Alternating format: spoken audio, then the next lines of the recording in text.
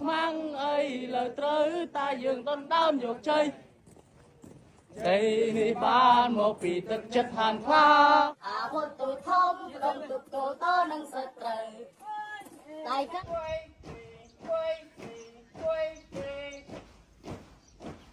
នៅជួរទី5មកគ្រប់គ្នាដែរក្នុងពេលវាវែងអនឡាញពកច័ន្ទខ្សែបាយប្រែខ្វាយរសាត់តាមខ្យល់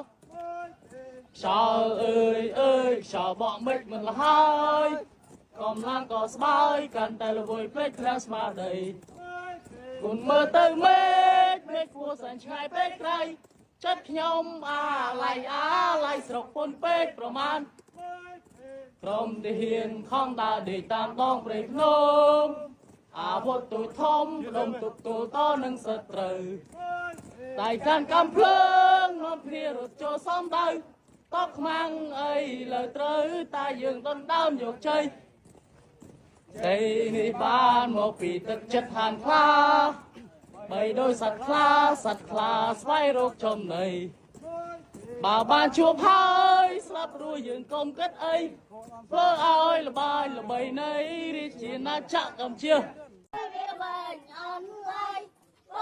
កច័ន្ទខ្សែបាយប្រែខ្វាយរសាត់តាមខ្យល់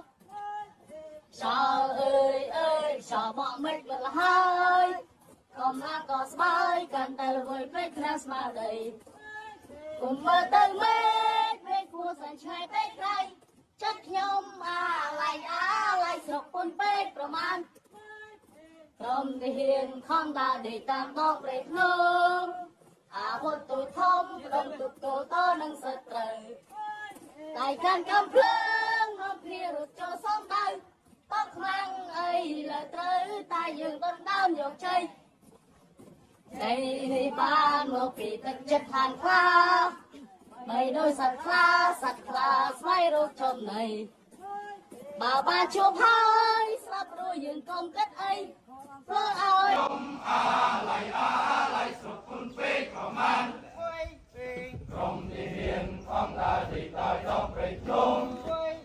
អាវុធទូធំក្រុមទុកទល់តនឹងសត្រូវហើយកាន់កំភ្លើងនាំគ្នារត់ចូលសំដៅបោះខ្មាំងអីលើត្រូវតែយើងដណ្ដើមយកជ័យនេះបានមកពីទឹកចិត្តហានខ្លាបីដូចសត្វខ្លាស្វែងរកចំណីបើបានជួបហើយស្លាប់រួចយើងកុំគិតអីធ្វើឲ្យបានល្បីនៃ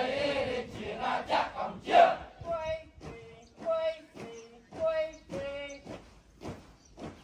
នៅជួរទី5មកគ្រប់គ្នាដែរ